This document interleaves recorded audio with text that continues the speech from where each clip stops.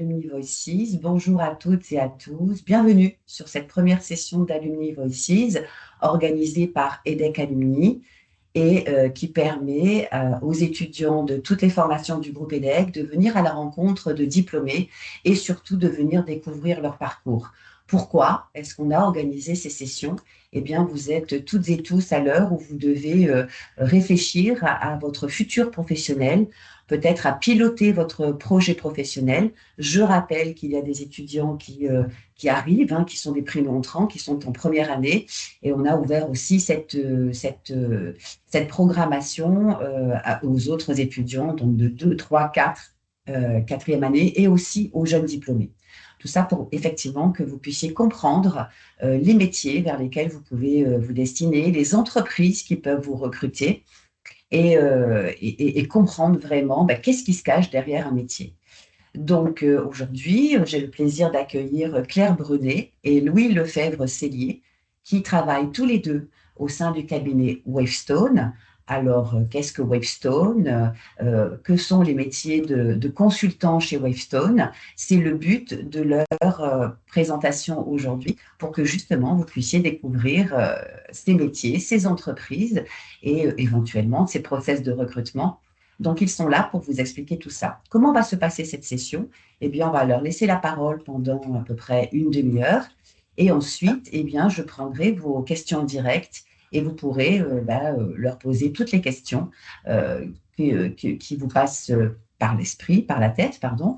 Et si jamais pendant leur discours, vous avez des questions à leur poser, n'hésitez pas à utiliser l'outil conversation de Teams, d'écrire vos questions et je les prendrai aussi à la fin de la présentation. Alors, Claire et Louis, aujourd'hui, participent à cette première session d'Alumni Voices. Il y en aura d'autres qui vont s'échelonner sur toute l'année 2025-2026. Et par exemple, eh bien, le mercredi 5 novembre prochain, vous aurez la possibilité de rencontrer Paul-Henri Fay, qui travaille au sein de PricewaterhouseCoopers et qui vous parlera des métiers du conseil en transaction service. Ensuite, le 6 novembre, donc le lendemain, vous rencontrerez Fanny Spinetta qui travaille chez Engie et elle vous parlera, elle, de tout ce qui concerne risques et assurances, comment piloter ces risques et ces assurances au sein d'un grand groupe international. Vous aurez la possibilité aussi de rencontrer le 19 novembre prochain un joli profil EDEC Alumni qui est Guillaume Richard et qui, lui, est à la tête d'une holding, donc c'est entrepreneur, et il est président fondateur du groupe WeCare, qui est une très belle entreprise dédiée aux soins à la personne. Voilà. Donc, pour tous les amoureux de l'entrepreneuriat, je vous invite effectivement à venir participer à cet Alumni Voices le 19 novembre. Mais rassurez-vous, vous allez continuer à recevoir des invitations via EDEC Alumni et pouvoir vous inscrire très facilement. Voilà pour cette saison Alumni Voices 2025-2026. Et maintenant, je passe la parole à nos invités, que je remercie encore chaleureusement d'être avec nous ce matin. Enfin, ce matin, aujourd'hui, pardon, ouais, puisqu'on est déjà midi. Claire et Louis, c'est à vous. Je vous laisse la parole. Merci beaucoup Brigitte et bonjour à tous. C'est vraiment toujours un plaisir de rencontrer et de pouvoir échanger avec les EDEC. Donc aujourd'hui, on va parler du conseil, oui, mais du conseil chez Wavestone. On va pouvoir vous présenter notre cabinet, notre parcours et on a aussi des exemples de missions qu'on veut vous présenter. On pourra également aborder les opportunités qu'on a aujourd'hui dans le cabinet parce qu'il y a un membre du recrutement qui est également ancienne alumni EDEC, Adrien, qui est présent avec nous pour répondre à vos questions si vous en avez. Donc, pour ma part, je suis Claire Brunet, je suis une EDEC 2023. Ça va faire bientôt 2 ans et demi que je suis chez Wavestone. Bonjour à tous. Pour ma part, je suis Louis Lefebvre-Cellier. Moi, j'ai été diplômé un an après Claire. Donc je suis EDEC 2024 et j'ai rejoint le cabinet il y a maintenant 1 an et demi, donc en mai 2024. Certains nos parcours à l'EDEC, depuis l'EDEC. Donc moi, j'ai un parcours un peu classique en école de commerce parce que j'ai fait une prépa au Mans. J'ai réalisé 2 stages de césure, davantage dans le milieu de la cosmétique, avec un premier stage en marketing chez Marionneau et le second en tant qu'e-account chez Guerlain, mais pour un retailer, donc Sephora. Donc j'avais un peu cet aspect cosmétique et de luxe. Je suis ensuite repartie donc finir mon cursus à Lille en marketing management. Et j'ai hésité pour mon stage de fin d'études entre les maisons de luxe et le conseil. Et en fait, je me suis dirigée vers le cabinet de conseil Wavestone parce que je me suis dit que j'étais pas tout de suite prête pour aller dans une maison de luxe et que j'avais envie de découvrir différents secteurs, différentes entreprises et un peu avec le cabinet de conseil comme un entonnoir, affiner mes préférences et mes appétences. Et pourquoi Wavestone? J'ai bien aimé le process de recrutement où je pouvais vraiment rencontrer et discuter même de manière informelle avec des consultants pour comprendre un peu la réalité du consultant et c'est ça que j'ai vraiment apprécié. Et à la suite de mon stage de fin d'études, ils m'ont proposé de rester. Et vu que j'avais adoré, j'ai évidemment accepté. Et je suis revenue en CDI en mars 2024. Concernant mon parcours, moi, j'ai pas fait de prépa. J'ai fait un master 1 en droit privé général à l'université et j'ai rejoint après l'EDEC par la voie des admissions parallèles. En césure, moi, j'ai un parcours un peu plus orienté banque, finance, puisque j'ai fait donc un premier stage en gestion de patrimoine et puis un second chez Oddo BHF en paiement aux coupons dividendes. Et puis comme Claire, pour le coup, je suis retourné à Lille après pour ma dernière année, pour suivre le MSI, SOC, stratégie, organisation et consulting. Et là-dessus avec Claire, on se rejoint un peu parce que j'ai également réalisé mon stage de fin d'études donc chez Wavestone.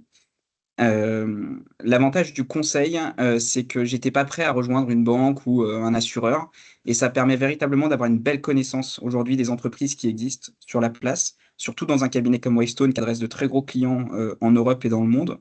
Et c'est ce qui m'a poussé à poursuivre en CDI ensuite, par la suite.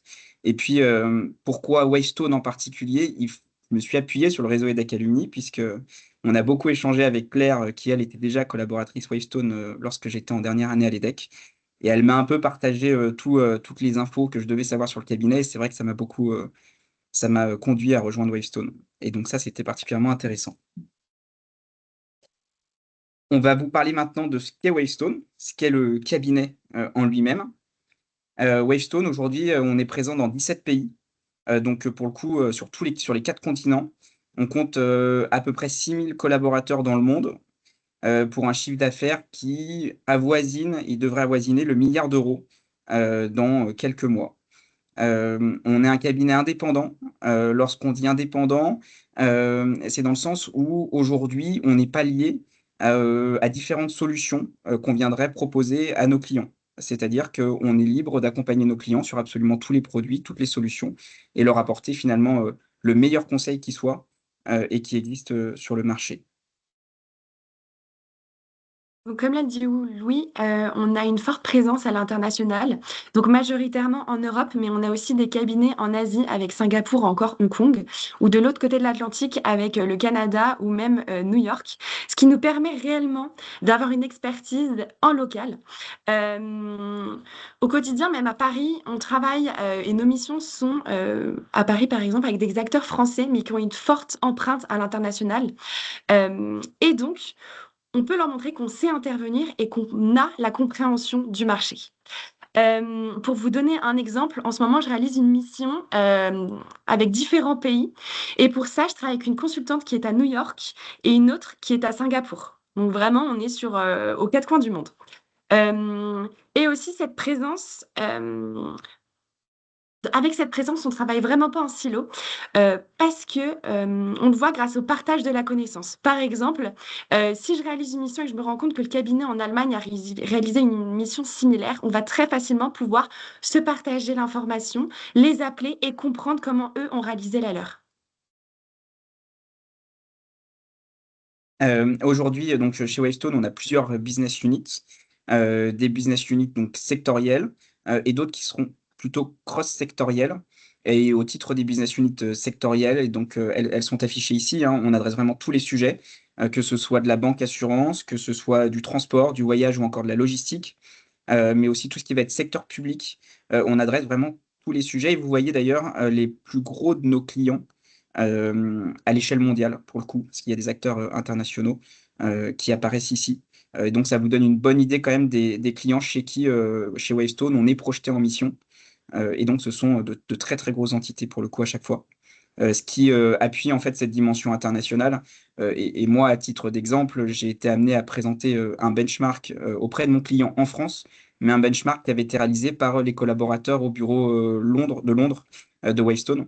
Et donc, il y a vraiment cette collaboration entre les bureaux à l'international. Donc, comme l'a dit Louis, on travaille au sein de business uniques sectoriels, mais on en a aussi des cross-sectoriels, où là, elles vont davantage s'appuyer sur un savoir-faire. Toujours dans un but d'accompagner notre client de A à Z et dans toutes les étapes de son projet et donc avoir une transformation à 360 degrés. On a des expertises cœur, donc ça va être autour de l'expérience client ou de la supply chain, des expertises davantage technologiques, donc avec notre business unit cybersécurité. Et plus récemment, on a ouvert une business unit liée à la data et à l'IA. On a des expertises au service des fonctions support. Donc ça, par exemple, c'est qu'on va aider notamment et accompagner des équipes RH ou encore achats dans l'implémentation de nouveaux outils. Réalise également de la conduite du changement. Donc ça, c'est qu'on va accompagner des équipes dans l'utilisation après l'implémentation d'un outil.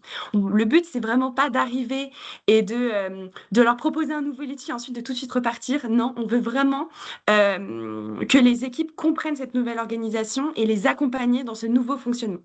Et enfin, une expertise sustainability autour du développement durable. Et qu'est-ce que le conseil et comment est-ce que nous, on travaille chez Wavestone? Le conseil, c'est un métier qui consiste à accompagner, à conseiller et à fournir des recommandations à nos clients. Alors ça peut être une entité d'un grand groupe ou ça peut être le grand à l'échelle du groupe en lui-même. L'idée, c'est vraiment d'essayer d'adresser et de répondre à des problématiques spécifiques avec une réelle expertise qui va être, qui va avoir été développé avec le temps et donc pour ça d'ailleurs, au sein du cabinet, dans chaque business unit, il y a, des ce qu'on appelle les terrains d'expertise, c'est-à-dire, des rassemblements de collaborateurs spécialisés sur certains sujets, qui vont être capables d'adresser des sujets vraiment particuliers. Nos principales missions, vont tourner autour de l'audit du besoin client, tout ce qui va être définition d'une stratégie, et cette stratégie ensuite, il va falloir la traduire en plan d'action. L'idée, c'est que lorsqu'on on adresse des sujets chez Wavestone, comme Claire l'a dit, on adresse des sujets de bout en bout. C'est-à-dire qu'on définit la stratégie, on en traduit un plan d'action et après ce plan d'action, il va falloir l'opérationnaliser, c'est-à-dire tout simplement l'implémenter et le mettre en œuvre. Et donc, c'est ce qu'on retrouve dans la phase d'une mission de conseil. Il y a une première partie qui va consister à analyser, à monter en compétence, prendre connaissance de l'environnement dans lequel on intervient, pour ensuite pouvoir proposer un plan d'action, proposer une valeur véritablement spécifique et propre à notre client. Chaque environnement est différent. Et donc, c'est aussi notre force de frappe, c'est notre capacité à s'adapter et à comprendre rapidement l'environnement dans lequel évolue notre client pour finalement lui proposer quelque chose qui est ultra spécialisé et propre à son activité. Une fois qu'on traduit ça en plan d'action, on va l'exécuter, on va la mettre en place, on va l'implémenter et, et on adresse des sujets de bout en bout. C'est-à-dire qu'une fois qu'on a implémenté et exécuté ce plan d'action et qu'on l'a mis en place, on va s'assurer que ce qu'on a fourni au client, ce qu'on lui a proposé et nos conseils ont un réel impact et ont une réelle valeur et une réelle plus-value. Et ça, c'est particulièrement intéressant parce que cette étape-là nous permet finalement de nous rendre compte si notre travail a été efficace et dans quelle mesure. Et c'est là qu'on mesure véritablement l'impact, et la force, du consultant et si on a bien fait notre travail ou pas. Et généralement, on l'a bien fait. On va maintenant vous présenter nos missions, ce qu'on fait en ce moment, chez Wavestone. Hem, Moi, typiquement, au cours de mon stage, lorsque j'étais, en stage de césure chez Wavestone, j'ai réalisé une première mission qui était un exercice de crise, au sein de l'entité financière d'un grand constructeur automobile français, et on en fait plein des exercices de crise dans plein de secteurs, différents. Et là, en l'occurrence, on a pris le COMEX de cette entité, on l'a enfermé dans une salle pendant une journée entière et on a simulé, un incendie dans l'entreprise et l'idée, c'était de voir comment est-ce que le COMEX prenait des décisions pour maintenir l'activité de l'entreprise, pour protéger les collaborateurs et à partir de ces décisions qui avaient été prises par le COMEX, on s'est rendu compte qu'il y en avait qui étaient pas forcément, optimales, qu'il fallait en revoir certaines, qu'il y a peut-être d'autres décisions qui auraient pu être prises, qui auraient été peut-être un peu meilleures et donc c'est toutes les recommandations qu'on a pu, formuler ensuite à l'ensemble des membres du comité exécutif de cette entreprise. C'était particulièrement intéressant pour le coup, parce que, il y avait un réel challenge et quelque chose de très concret et dans nos missions, pour le coup, on arrive véritablement à mesurer, l'impact, de ce qu'on apporte de manière très concrète et de manière très opérationnelle. Et puis en ce moment, depuis, maintenant, le début du mois de janvier, je suis en mission dans l'entité IT, d'un grand groupe bancaire français, banque assurance et j'accompagne cette entité, dans la mise en conformité à une grande réglementation européenne, qui consiste à, déterminer, qualifier quelles sont, les activités critiques, de la banque. Une fois qu'on les a identifiées comme étant critiques, on va, l'accompagner, dans le pilotage de cette activité critique et mettre en place des mesures de résilience. C'est-à-dire tout simplement s'assurer que si jamais, il y a un système qui est considéré comme critique qui venait à ne plus fonctionner, comment est-ce qu'on, pallierait à cette problématique-là pour que, pour le client final, ce soit totalement transparent? Et le client final étant, bah, vous, nous, avec notre carte bancaire, par exemple, si demain on peut plus payer au supermarché, bah, il y a un souci et c'est justement ces activités critiques-là qu'on vient essayer de protéger. Et donc, mission, pareil, extrêmement intéressante et passionnante avec un réel enjeu pour le coup et qu'on mesure très, très rapidement. Claire, je te laisse présenter tes missions. Merci. Donc pour ma part, j'évolue au sein de la business unit Digital Customer. Donc ça veut dire que j'évolue dans des secteurs autour du luxe, du retail, et également de l'hospitalité. Avec mes stages et même mon stage de fin d'études, j'avais toujours réalisé des missions, dans la cosmétique et on m'a proposé, lorsque je suis revenue en CDI, de découvrir et de réaliser une mission, dans le monde de l'hospitalité et de l'hôtellerie, pour ne pas citer chez Accor. J'ai bien pu tester vu que je suis restée un peu plus d'un an, sur cette mission et là, mon rôle, je n'étais pas, on a souvent cette image du consultant qui arrive avec sa petite équipe, qui fait son petit travail, qui rend son livrable et qui repart. Là, au contraire, je suis vraiment restée et j'étais vraiment intégrée au sein d'une équipe où mon but, c'était vraiment d'accompagner à la cohérence, des projets transverses qu'ils avaient. En somme, que les projets qui étaient initiés au global arrivent bien un jour dans les hôtels.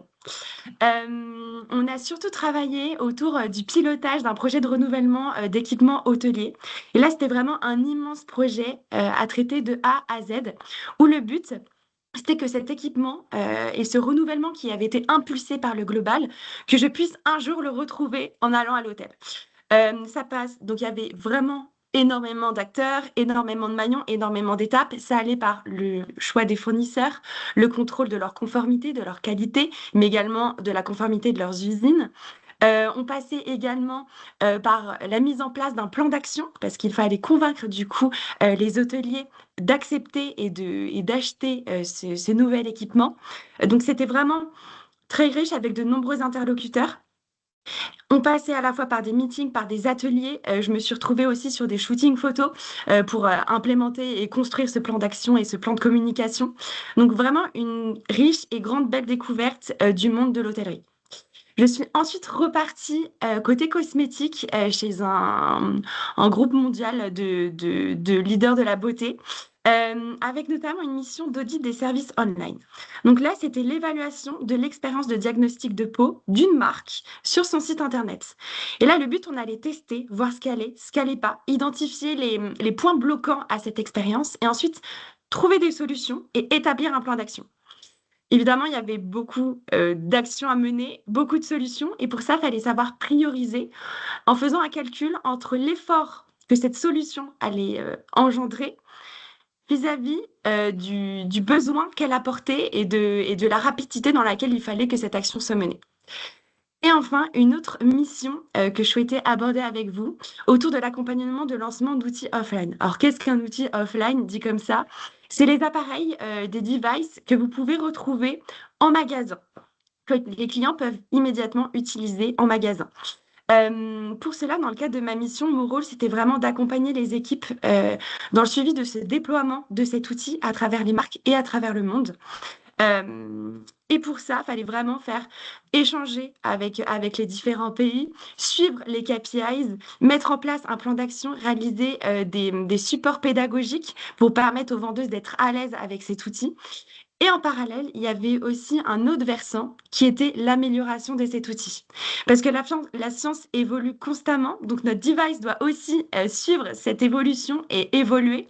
Et donc là, mon rôle, c'est vraiment l'accompagnement des équipes IT ou encore de la recherche pour toujours améliorer et faire que l'outil corresponde aux attentes actuelles et futures du client.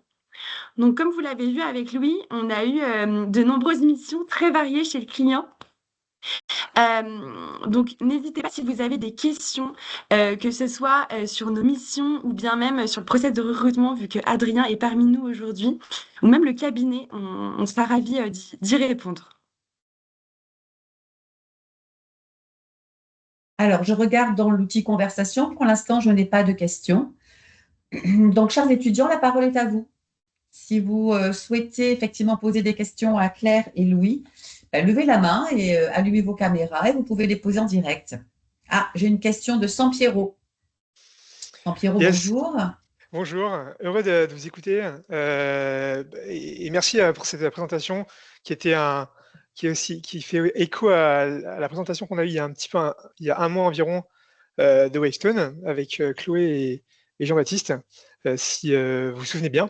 Je ne sais pas si vous la situez, mais voilà, je vous le dis, ça fait plaisir de voir Wavestone. Pour ma part, je suis spécialisé maintenant dans la transformation digitale de la supply chain, après avoir accompagné tous les comptes à un événement qui s'appelle le Supply Chain Event, et passionné par cet événement et par cet écosystème.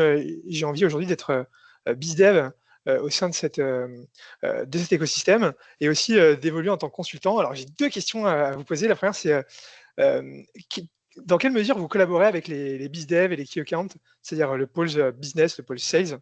Et ma deuxième question, c'est quelles sont les opportunités que vous voyez en ce moment en tant que BizDev? Au sein du cabinet Wavestone, tu veux Ouais, dire? Ouais. oui. Peut-être pour commencer la réponse, avec toutes les équipes commerciales, en fait, chaque business unit a son équipe commerciale.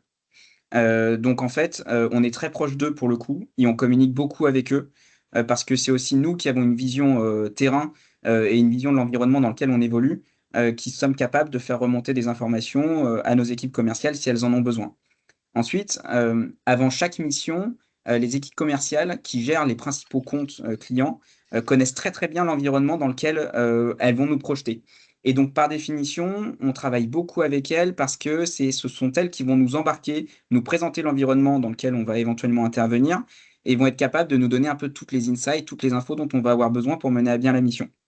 Et puis, ce sont elles qui comprennent réellement le besoin client aussi, dans le sens où, parfois, le client a du mal à exprimer son besoin et donc les équipes commerciales vont traduire son besoin, vont nous accompagner pour, justement bien comprendre son besoin et savoir comment y répondre au mieux. Donc il y a un vrai travail, entre consultants, et équipes commerciales, pour le coup. On travaille main dans la main. C'est pas siloté avec, d'un côté les équipes commerciales et d'un autre, les, consultants, les fonctions conseil. C'est vraiment, enfin, on collabore, allez, enfin, peut-être pas au quotidien, mais en tout cas, moi, au moins une fois par semaine, j'ai un contact avec les équipes commerciales sur le compte client sur lequel je suis, pour avoir des infos ou pour échanger sur certains sujets. Ensuite, sur les opportunités et je pense que peut-être Adrien, pourra réagir, mais sauf erreur de ma part, pour le coup, sur les métiers enfin, sur les fonctions commerciales, toutes les opportunités sont ouvertes. Il y a peut-être des particularités sur certaines business units, mais à ma connaissance, en tout cas, moi, sur ma business unit sur laquelle je suis, Financial Services, il y a des opportunités actuellement ouvertes. Ok, top. Donc, belle collaboration en binôme, conseil, enfin consultant et sales. Et concernant les opportunités, bah, je suis sur le site et pour Ouais, l'instant, je vous ai envoyé une candidature spontanée et je vais voir si ça donne. top, Merci pour cette parfait. réponse. Donc, Sampiero fait partie de notre communauté des jeunes diplômés qui ont été invités effectivement à cette session. Il y a d'autres questions qui sont arrivées via le chat. Donc, je ne sais pas, Annabelle, si tu veux la poser en direct, ou peut-être que tu n'as pas la possibilité de parler, je ne sais pas, via ton micro. Si, je Ah, ben suis là. parfait. Donc, ben, je te laisse la poser en direct, la question. Bah, merci beaucoup Claire et Louis pour vos présentations, c'était hyper intéressant. Et ma question est la suivante, du coup, donc vous avez vos missions clients, mais est-ce que vous faites aussi d'autres missions dans le cabinet? Ouais, Merci pour ta question. Tout à fait, justement, et c'était ça aussi ce qui m'a plu, et je pense que je peux peut-être en même temps répondre du coup à la question suivante sur pourquoi Wavestone. Ce qui est assez agréable chez Wavestone, c'est que certes, on a nos missions clients, mais en parallèle de ça, on a la possibilité de s'investir en interne. Que ce soit pour ma part, au sein de Digital Customer, on a différentes communautés. La communauté beauté, luxe et retail, communauté UI, UX, communauté data. Vraiment un grand nombre de communautés où on peut s'investir pour réaliser des supports, et ces supports, c'est des supports de connaissances pour nos clients, mais également pour nous, pour aider sur des prochaines missions, pour aider nos clients. On peut aussi, du coup, s'engager du côté du recrutement, et c'est comme ça que j'ai pu rencontrer Brigitte, parce que nous sommes avec lui les campus managers de l'EDEC. Donc, il y a vraiment des opportunités ou si vous souhaitez vous investir sur un autre domaine autre que votre mission client, vous pouvez le faire. Et c'est ça, je trouve, la grande richesse de chez Wavestone. C'est qu'on est vraiment libre de s'investir et de faire évoluer notre carrière de la manière dont on le souhaite. Ouais, Est-ce que, Alban, pardon, excuse-moi, Louis, tu voulais parler. Non, je voulais juste compléter. C'est vrai que pour le coup, chez Wavestone, si on a une idée, si on a un sujet, si on a un projet, on trouvera toujours un interlocuteur pour y répondre. Et moi, typiquement, la semaine dernière, j'ai travaillé sur l'organisation d'un événement pour certains de nos plus gros clients. Donc là encore, ça fait le lien aussi avec la question précédente sur on travaillait main dans la main avec les métiers commerciaux, avec les fonctions commerciales parce qu'on avait besoin de ces inputs-là. Et je me suis retrouvé à faire concrètement de l'événementiel. Et donc, c'était vraiment intéressant. Et c'est ce qui permet aussi à certains moments de quitter, j'ai envie de dire, un peu le nez dans le guidon. On est souvent en mission, parfois on est un peu tunnelisé, donc ça permet aussi de prendre un peu de la hauteur, prendre du recul, connaître les autres consultants avec lesquels on travaille chez Wavestone, de connaître l'environnement du cabinet. Et ça, c'est une vraie force pour le coup du cabinet dans lequel on évolue. Et je pense que, autant Claire que moi, pour le coup, on apprécie vraiment cet environnement-là. Alban, est-ce que Claire et Louis ont répondu à ta question par rapport pourquoi Wavestone plutôt qu'un autre cabinet de conseil? Parce que du coup, quand j'ai lu la question, je ne savais pas si elle était destinée à nos invités ou à EDEC Alumni. Mais moi, je peux répondre aussi pour la partie EDEC Alumni et Claire a déjà donné un semblant de réponse. Oui, Claire et Louis sont ce qu'on appelle les ambassadeurs du club entreprise Wavestone. C'est très important pour EDEC Alumni parce que vous savez qu'il y a énormément de clubs qui sont dirigés par des diplômés bénévoles que l'on appelle des ambassadeurs. Ces clubs sont censés rassembler les EDEC par centre d'intérêt. Et donc, il existe des clubs géographiques, locaux, régionaux, internationaux. Il existe des clubs professionnels. Donc, on rassemble les EDEC par thématique professionnelle. Et on a décidé de fédérer aussi les alumni qui travaillaient dans la même entreprise, parce que eux, ils ont deux liens qui les unissent, à savoir le lien corporel de l'entreprise, mais également le fait qu'ils soient sortis de la même école. Et ça, c'est très, très important pour nous. Alors, bien évidemment, ces clubs entreprises ne sont destinés qu'aux collaborateurs EDEC qui travaillent dans les entreprises pour pouvoir justement fédérer cette communauté et pour que ces collaborateurs reviennent vers vous assez facilement. C'est ce qu'on fait aujourd'hui avec cette Alumni Voices. Et donc, j'ai le plaisir de vous inviter aussi nos deux ambassadeurs du club entreprise Wavestone. Voilà pour Wavestone. Voilà, en plus de la réponse corporate de Claire. Donc, voilà, Annabelle, pour la réponse à ta question. Et Chloé, et Alban, pardon. Et c'est Chloé qui avait une question à poser. Est-ce que Chloé, tu peux la poser en direct ou tu préfères que je la lise? Oui, bonjour. Merci beaucoup pour la présentation. Du coup, j'avais une petite question concernant les stages et les parcours qu'il fallait suivre, entre guillemets, pour le processus de recrutement. Et en particulier, ensuite, comment se fait le processus de spécialisation, entre guillemets, dans le secteur du conseil, c'est-à-dire comment on va savoir dans quel domaine se spécialiser ou non en fonction. Chloé, tu fais partie de quel programme, de quelle spécialité, de quelle année? Tu peux nous dire un peu quel est ton profil? Alors aujourd'hui, je suis en BBA, seulement dans la 2e année, donc j'ai encore le temps, mais c'est pour construire une vision globale des stages, parce que je pense que le métier de conseil peut m'intéresser, mais j'aimerais avoir un peu une idée de la structure qu'il faudrait suivre, entre guillemets, pour arriver là. Parfait. Je pense que dans la réponse qu'on peut t'apporter, il y a deux volets. Je pense qu'il y a peut-être un volet plus recrutement, en tout cas, recrutement Adrien. Sur le parcours, en tout cas, c'est alors autant Claire que moi, c'est vrai qu'on a fait des stages dans les spécialités entre guillemets qu'on a rejoint chez Wavestone. C'est toujours bien parce que ça te permet en fait de connaître, l'environnement dans lequel tu vas évoluer et dans lequel tu vas travailler par la suite. L'idée du stage, c'est pas de s'enfermer non plus dans un secteur, hein, c'est aussi de découvrir et de voir ce qui existe et les secteurs d'activité qui t'intéressent. Mais il est vrai que ça va forcément et nécessairement t'apporter une expertise, une certaine connaissance que tu pourras mobiliser par la suite. Heu, j'ai envie de te dire, alors c'est peut-être un peu bateau de dire ça, mais à mon sens, le mieux, c'est d'avoir un parcours cohérent, en tout cas que tu sois capable d'expliquer. C'est-à-dire que si tu veux aller faire un stage dans un secteur parce que ça t'intéresse et qu'à la fin de ce stage, tu te rends compte qu'en fait, c'était pas du tout ce que tu imaginais et ça t'intéressait pas, bah, justement, sers-toi de ça pour expliquer que, bah, ce secteur-là, il t'intéresse pas et donc tu ne veux pas évoluer, tu veux pas travailler dans ce secteur-là. Mais, il y a pas de parcours, écrit, en fait. Je sais pas si Adrien, tu me rejoins dessus? Ouais, Ouais. complètement, je plus sois. En fait, ce qui va honnêtement s'il y a un secteur où qui est pas très regardant sur ton type d'expérience en stage, c'est le conseil. Typiquement, si tu vas, bah, par exemple, si on parle des transaction services, qui est le prochain sujet de l'EDK Uni, là, ils vont faire un peu plus attention au stage. Donc, typiquement, ce genre de secteur, le conseil, ce qui est le plus important, c'est le fil rouge de ton parcours précédent. Tu as voulu découvrir certaines choses, certains types de fonctions, certains secteurs qui t'ont orienté finalement vers le conseil ou vers un secteur en particulier. Et c'est ça qui est le plus important. En tout cas, pour le recrutement en conseil, dans le secteur du conseil, hein, que ce soit à Wavestone ou ailleurs, hein. J'ai recruté pour d'autres cabinets, c'était un peu la même philosophie du coup. Si juste je peux me permettre de te donner un exemple concret.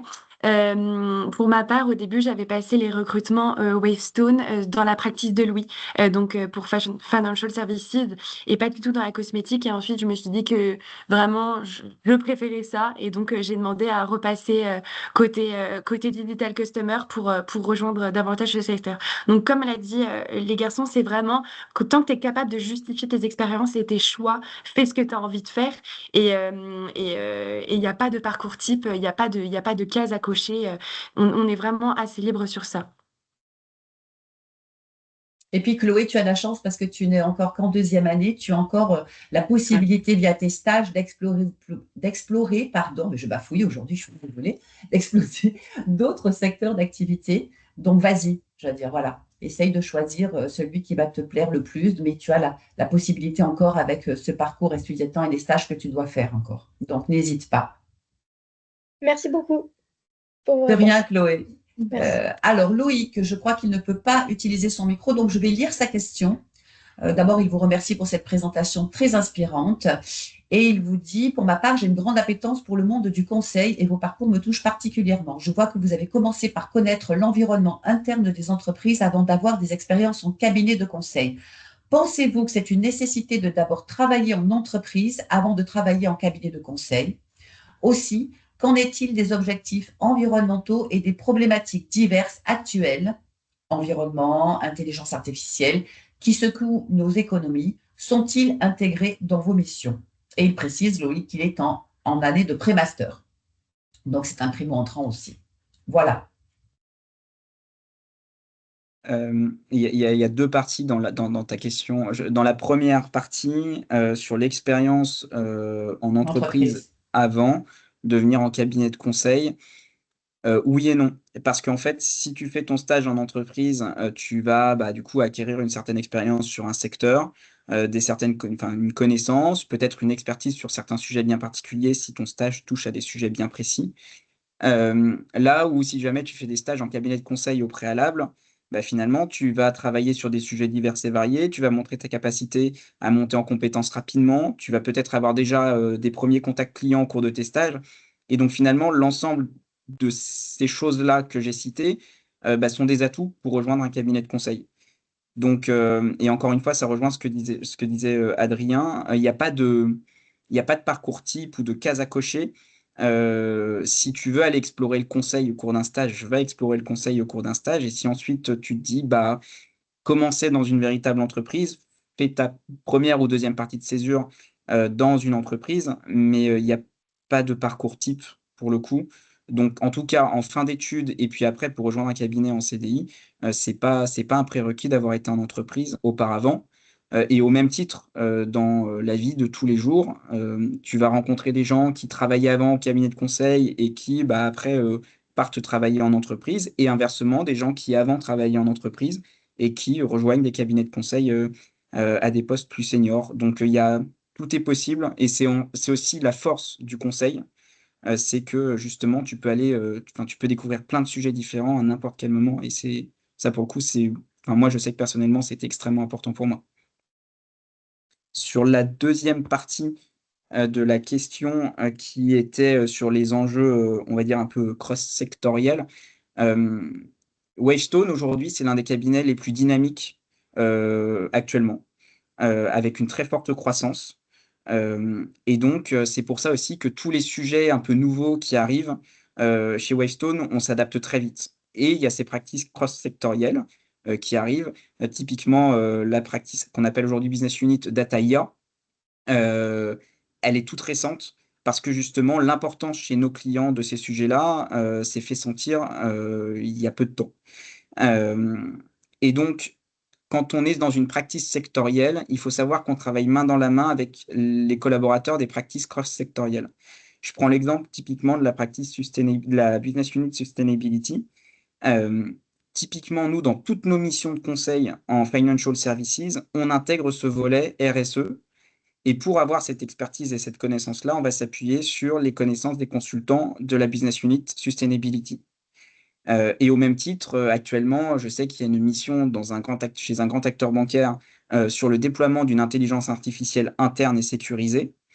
Ce sont des collaborateurs, de la business unit Financial Services qui travaillent dessus, parce qu'ils ont la connaissance de l'écosystème et de l'environnement banque assurance.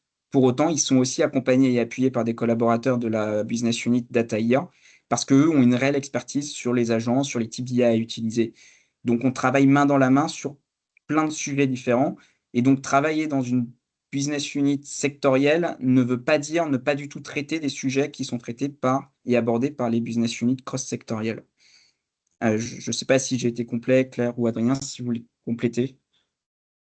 Non, c'est très clair. Enfin, je ne sais pas si Loïc, du coup, on a répondu à ta question. Oui, Loïc, est-ce Parfait. que merci beaucoup pour vos réponses. Donc, je pense que vous avez répondu à ces attentes. Et maintenant, je vais lire aussi la question de Emma, qui a aussi un problème de micro. Donc, Emma est en Master 1. Elle est en double diplôme avec une école d'ingénieur en informatique. Et elle voulait savoir si vous étiez ouvert aux stagiaires de césure. Je pense qu'Adrien peut prendre la main, du Yes. coup, sur cette réponse. Ouais, tout à fait, Emma. Alors, ça va dépendre des équipes. Donc, dépendant de quelle couleur tu as envie de donner à ton stage, on va avoir des opportunités en césure. Typiquement, aujourd'hui, de mémoire, je te fais ça. Une équipe qui recrute en césure, c'est notre business unit qu'on appelle Time, qui est lié à tout ce qui est transport et énergie. Donc, c'est de la transformation digitale, hein, du coup, mais pour ces secteurs-là, du coup. Donc, si jamais ça t'intéresse, bah, n'hésite pas à m'envoyer un petit mail avec ton CV avec plaisir. Alors justement, moi, c'était une question que j'allais vous poser. Comment ils doivent faire? Et, juste un petit mail à votre attention, Adrien. Oui, oui, tout à fait. Vous Avec pouvez plaisir. mettre N'hésitez votre pas. adresse mail dans le chat, peut-être? Oui, Tout à on fait. va vous transmettre nos contacts, et aussi n'hésitez pas à scanner ce QR code, et en remplissant ce forme, vous pouvez directement mettre vos coordonnées et même les pratiques par lesquelles, si vous êtes concerné, enfin, vous avez déjà choisi une business unit, sélectionnez celle qui vous intéresse, et ensuite nous, on pourra vous recontacter. Merci beaucoup, l'équipe.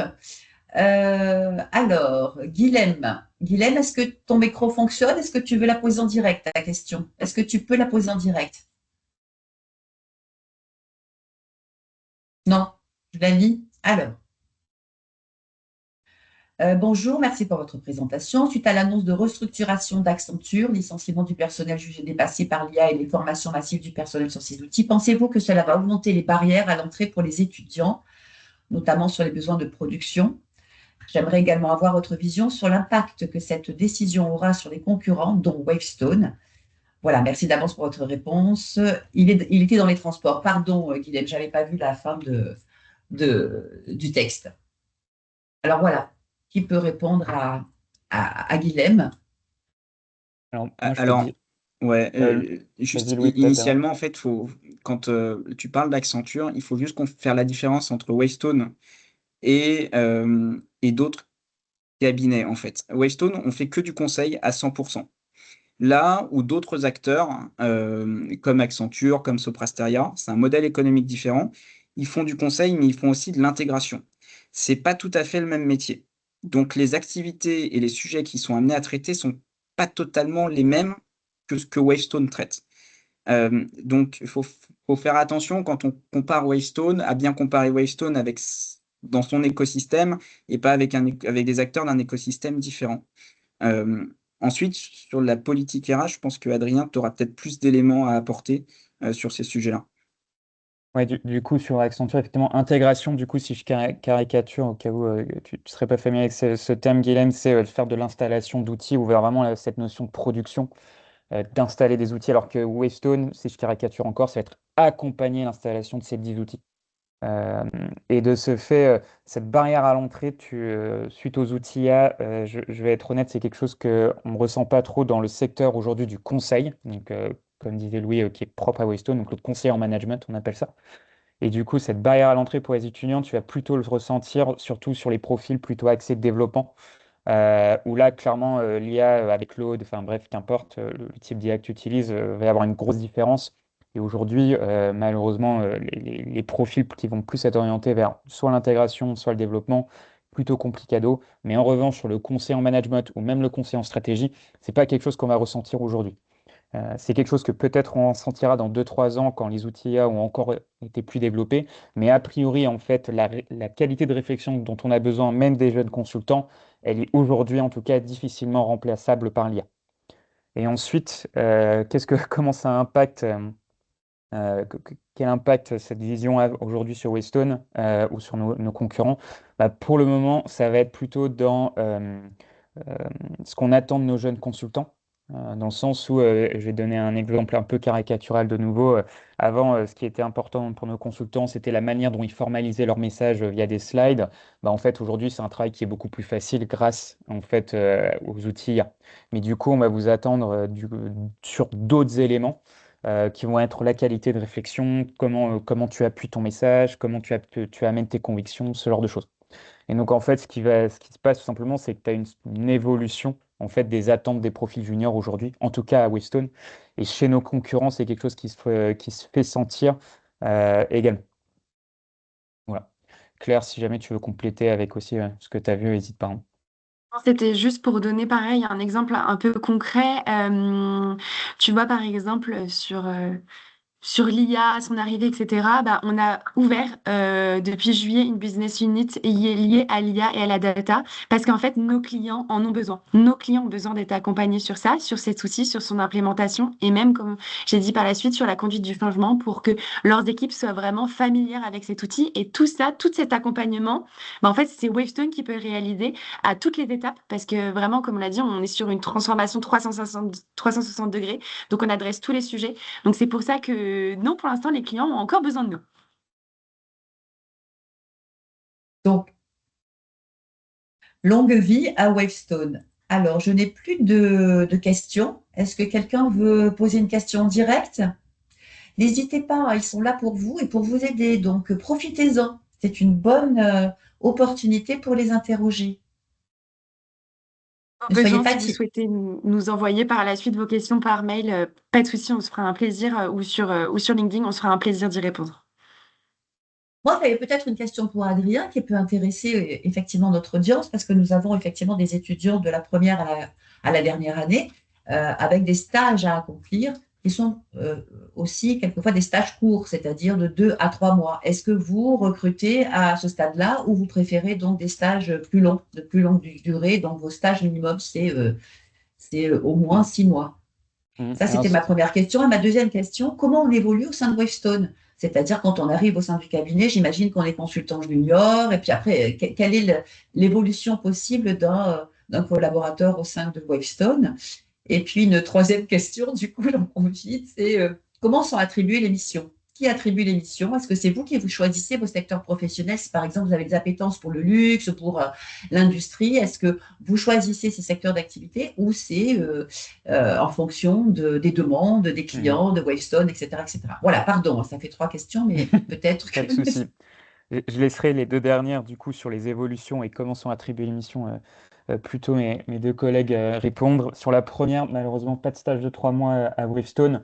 C'est quelque chose qu'on avait essayé il y a quelques années. Malheureusement, c'est très difficile de staffer un stagiaire qui ne reste peu de temps chez nos clients. Et du coup, aujourd'hui, le modèle de notre métier rend difficile les stages courts. Donc malheureusement, pas de stage de pré-master à Wavestone. Donc c'est 6 mois minimum en fait, le 6 mois stage. minimum, c'est ça. D'accord, ok, super. Ce qu'il faut Exact. avoir en tête, c'est que, enfin, du coup, moi, Claire et moi avons fait un stage, et enfin, même si vous êtes en stage, très vite, s'il y a l'opportunité qui arrive, vous allez partir en mission client. Le stagiaire, pour le coup, est pas condamné à rester dans les bureaux et à faire des slides. Très vite, il est vraiment poussé et accompagné, envoyé chez le client. Et ça, pour le coup, c'est aussi une force du stage, et c'est là où c'est très formateur pour le coup, c'est que c'est pas le cas dans tous les cabinets. Et ça, c'est, enfin, moi, je sais que ça a été une vraie chance chez Wavestone. Et en plus, vous êtes, enfin, moi, j'ai été mis en avant devant le COMEX d'une entité. Enfin, il y a vraiment pas de barrière, Non, pas je de veux dire ça. frein, pas de retenue Est-ce qu'un là-dessus. stage de 6 mois est possible avant le stage de fin de thèse? Alors Est-ce je ne qu'un sais pas qui a parlé. Avant le stage de fin d'études, ouais. Donc pendant le cursus. Est-ce que quelqu'un veut prendre la parole? J'ai cru entendre des voix. Bon, pardon, Louis, excuse-moi, je t'ai coupé. Vas-y, continue. Non, non, pas de souci. Et sur les 2 autres questions sur, je vais peut-être répondre sur l'évolution J'imagine. chez Wavestone, quand vous arrivez. Alors, il n'y a pas de parcours, enfin, il n'y a pas de parcours type. C'est-à-dire que chez Wavestone, tout est possible. Pour autant, il y a quand même de grandes guidelines. Il y a un grand document qu'on appelle chez nous le Wavestone Horizon, qui vient donner tous les éléments qui est accessible par tout le monde, hein, et qui vient donner tous les éléments qui permettent d'identifier les axes de progression pour évoluer en seniorité chez Wavestone. Et ça, pour le coup, c'est une vraie chance qu'on a, c'est que ça permet très vite de se projeter sur la base des feedbacks qu'on reçoit en mission. Et donc, il y a généralement rarement de surprises. On commence en tant qu'analyste, généralement pendant 1 an.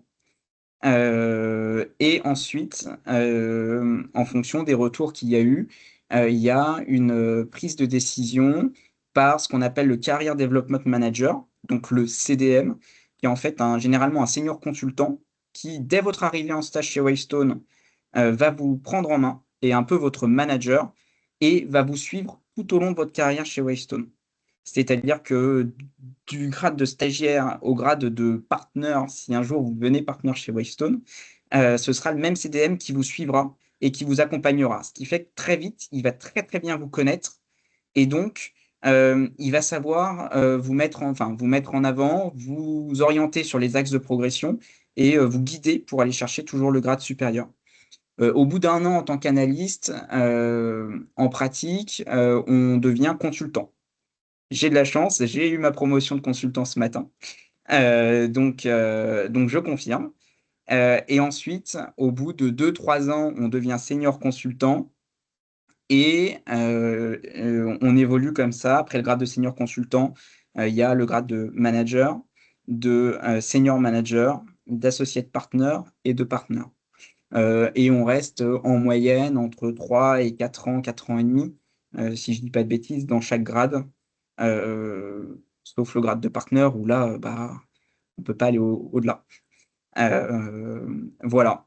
Et tout ça avec le même CDM. Et je pense que Claire, si tu veux reprendre la main sur la réponse sur le staffing, la notion de CDM va t'aider. Oui, justement, parce que ce CDM qui vous connaît très bien, c'est lui qui va vous trouver et vous donner vos missions. Donc, vous n'allez pas nécessairement travailler avec lui en mission. En revanche, en fonction du besoin et aussi du business, hein, s'il y a des besoins de tel profil sur telle mission, tel acteur, lui va être capable de dire, ah, moi j'ai un consultant, un tel, et vous positionner sur cette mission. Et ensuite, vous transmettra du coup les informations pour que vous puissiez ensuite la réaliser. C'est vraiment un jeu de communication, je trouve, avec son CDM. On a souvent l'agent, ils nous connaissent très bien, donc ils savent en fait là où on pourra s'épanouir, mais aussi là où on pourra apporter pour le client et pour le cabinet. Donc c'est vraiment ce jeu de discussion et d'échange avec son CDM et son manager. Merci Claire. Alors je vois que Adrien a répondu à Amélie qui posait la question sur la période des stages, donc toute période, donc allez-y. Et Chloé qui demande s'il est possible de faire un stage de fin d'études pendant le cursus. Est-ce qu'un Ok. stage de 6 mois est possible avant le stage de fin d'études, c'est-à-dire au cours de notre cursus? Et par contre, Chloé, est-ce que tu peux être en présentiel dans l'entreprise? Est-ce que tu peux prendre la main, Chloé? Est-ce que tu peux poser ta question directe? Oui, c'était surtout particulièrement, est-ce que c'est possible de faire un stage de 6 mois, puisque par exemple dans le BBA, on a plusieurs stages de 6 mois à faire au cours de notre cursus. Est-ce que c'est possible de faire un stage de 6 mois avant notre stage de fin d'études? Alors Je ne du sais pas coup, si la oui. question est très claire. Oui, du coup, c'est un peu une question précédente sur les stages de césure qui c'est possible, mais pas dans toutes les équipes. Donc, dépendant de quelle équipe t'intéresse, quelle business unit, pour reprendre les terminologies Weston, ça peut être possible ou pas, tout simplement. D'accord, Et merci. s'assurer, Chloé, que le programme est d'accord, hein, que le Career Center de l'EDEC soit d'accord. Oui, ce serait sur les périodes de stage proposées par l'EDEC, évidemment. OK, très bien. Alors, je J'ai n'ai plus de questions dans le alors, chat. Est-ce que quelqu'un veut reprendre j'ai une question, si vous permettez. Est-ce que vous m'entendez? One, Oui, two, sans three. Pierrot. Awesome. Oui, j'avais une question pour Adrien. Est-ce que tu es dans une BU en particulier? Tu t'occupes d'une BU spécifique, business, consulting? Alors, du coup, toutes les fonctions support, bah, du coup, moi, juste, c'est vrai que je me suis pas présenté, donc moi, j'ai fait du recrutement, mais aussi tout ce qui est activité commerciale. Et de ce fait, on varie un peu les BU selon les, les besoins, va-t-on dire. Et du coup, moi, j'ai fait la BU Time qui est sur transport énergie, mais j'ai fait aussi Financial Services où euh,